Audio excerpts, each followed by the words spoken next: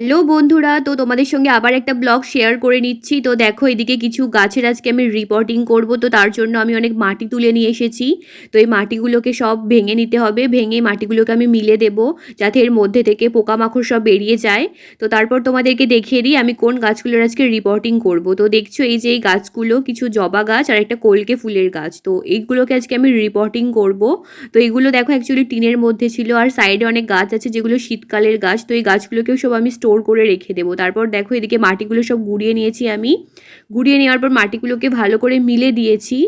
তো তারপর দেখো এদিকে এই যে গাছগুলোকে খুব সাবধানে আমি ভেঙে নিচ্ছিলাম, কারণ আমি চাইছিলাম না যাতে গাছের কোনো ক্ষতি হয়। তো এই গাছগুলোকে আমি সব স্টোর করে রেখে দেবো, এই গাছগুলো শীতকালে খুব ভালো ফুল দেয়, তো তার জন্য এগুলোকে স্টোর করা। তো গাছের যাতে কোনো ক্ষতি না হয় সেই ভেবে আমি আস্তে আস্তে এগুলোকে মাটি থেকে আলাদা করে দিচ্ছিলাম। আর মাটিগুলো এত শক্তভাবে ধরে রেখেছিল গাছগুলো, তো এটা খুব সাবধানের সাথে করতে হয়েছে আমাকে। তারপর দেখো এদিকে মাটিগুলোকে ভালো করে মিলে দিয়েছি যাতে মাটি থেকে সব পিঁপড়ে টিপড়ে চলে যায়।